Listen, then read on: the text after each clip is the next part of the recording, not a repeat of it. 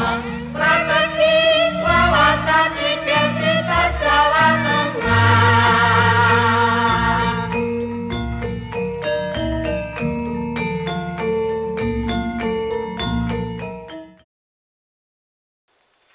Ya, para bapak-bapak, para pendengar, para pemirsa, kami dari daerah Palar, Kabupaten Klaten.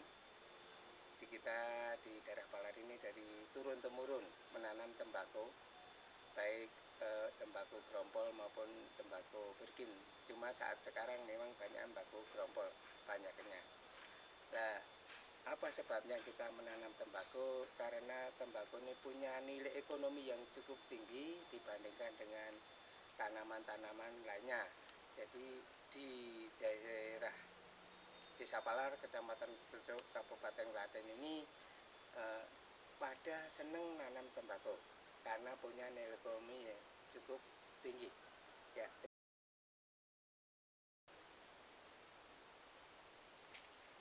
Ya, bapak-bapak, para pemirsa, para pendengar di semuanya, di kita di Desa Palar, Kecamatan Terjok, Kabupaten Klaten di sini para penanam tembakau cukup lumayan ekonominya. Sebagai sampel, sebagai contoh, saya katakan bahwa satu petak sawah dengan luas kurang lebih 2000 sampai 2300 meter persegi. Jadi kalau misalkan semuanya maksimal, pengolahan maksimal, pengolahan pasca panen maksimal, itu bisa punya nilai ekonomi berkisar antara 13 sampai 14 juta. Itu satu petak dengan luas 2000 sampai 2300 meter. Kalau dijual hanya di lahan atau setelah tua kita jual, kita nggak proses dengan penjanturan atau proses dengan sistem lain, petani bisa mendapatkan keuntungan atau mendapatkan nilai sebesar sekitar 7 juta sampai 9 juta, ini variatif. Tapi itu yang didapatkan oleh para petani dengan semuanya maksimal. Tembakau ini tergantung daripada pengolahan, penanaman, dan pemilihan bibit. Kalau salah-salah mengolah tanah, salah-salah mulai nanam, salah-salah untuk mengelola, bukannya dapat untung, tapi untung yang ada. Mungkin bisa satu petak itu hanya mendapatkan berkisar 5 juta. Itu sangat disayangkan dan sangat rugi, karena dibandingkan dengan biaya produksi, dibandingkan dengan tenaga, itu sangat rugi. Itu pun kadang-kadang ada yang sama sekali tidak panen. Nah, makanya dari sini saya mengajak pada bapak-bapak para petani tembakau yang mendengarkan informasi dari saya, kita harus berani dalam arti kita merubah pola tanam. Jangan sampai pola tanam itu nanti tidak menguntungkan tembakau. Jadi kalau bisa itu ditanam mulai bulan Juni, nanti panennya bisa bulan Oktober, di bulan November udah bisa menjual hasilnya. Tentunya itu dari bapak-bapak harus berani membuat perencanaan yang tepat, mengestimasikan yang tepat, mengolah tanah yang tepat, jadi nanti hasilnya baik.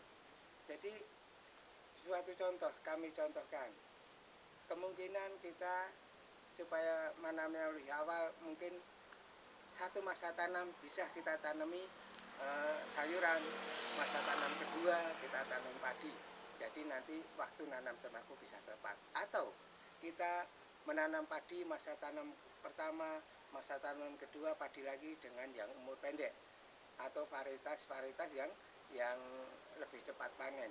Jadi nanti nanam tembakau di bulan Juni itu bisa terlaksana. Jangan sampai nanti akhir Juli atau awal Agustus baru panen, akhirnya nanti pada waktu panen sudah turun hujan. Jadi proses untuk produktivitas tembakau akhirnya kualitasnya rendah, akhirnya dibeli dengan harga yang murah, para petani akan rugi. Makanya dari sini kita mengajak para bapak-bapak semua Ayo kita harus berani membuka lembaran baru, tidak mengikuti cara-cara yang keliru, yang merugikan petani. Makanya mari kita merubah pola tanam dengan pola tanam yang tepat, yaitu memangkas waktu. Masa tanam pertama padi boleh, berikutnya sayur, atau masa tanam pertama sayur, masa tanam kedua padi, atau padi-padi. Cuma kalau padi ini harus mencari varietas yang umurnya pendek, yang cepat panen, atau bisa dengan sistem yang pertama nanam padi, berikutnya kita senit atau kita pangkas terus dipelihara, nanti langsung perawatan, jadi panennya cepat, nanti nanam tembakau juga lebih tepat waktunya. Ya para bapak-bapak, kebetulan kami juga baru pulang dari sawah. Jadi ada keluhan dari para teman-teman petani, saat ini kenapa dia hasilnya cuma dapat dikit, katanya rugi, katanya kualitas bakunya jelek.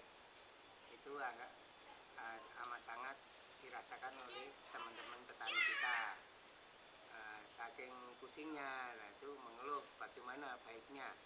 Nah setelah kita adakan sharing, kita sama-sama tukar pikiran, nah kita ada mendapatkan ide, yaitu salah satunya kita harus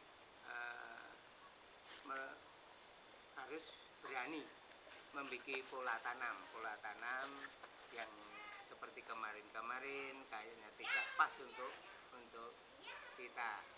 Kalau untuk menyelamatkan tembakau supaya bisa produknya baik, hasilnya baik, nilai ekonominya baik, tentu kita harus berani menanam. Itu paling lambat tuh awal Juli, syukur-syukur di Juni.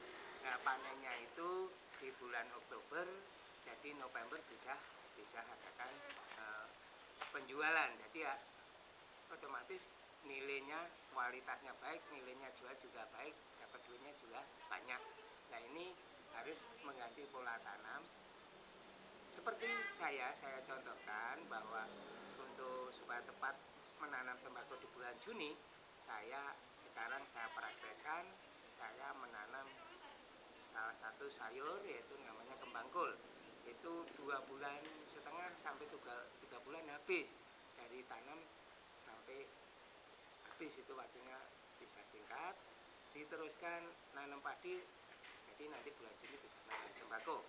Nah bukan itu saja, bisa nanam, bapak-bapak bisa nanam timun sayur itu kan 2 bulan habis, jadi waktunya bisa dipercepat, dipersingkat. Nah ini kembang kol boleh, timun sayur boleh, atau sayuran-sayuran yang lain bapak-bapak yang sukai, bapak-bapak yang disenangi nanam apa, yang penting umurnya pendek, terus nanam padinya tidak terganggu. Jangan lupa, karena kita juga harus menjaga ketahanan pangan di Jawa Tengah, karena di Klaten ini juga lumbung pangan, jadi tetap harus nanam padi, tapi juga harus bisa menjaga tembakau, karena tembakau itu amat sangat membantu para petani bisa punya hasil yang maksimal. Makanya nanam tembakau, nanam padi juga nanam. Poin di tembakau harus nanam secepatnya, syukur-syukur di bulan Juni, nanti panennya bulan Oktober, November bisa dijual dapat duit. Sekali lagi harus berani merubah pola tanam yang bagus.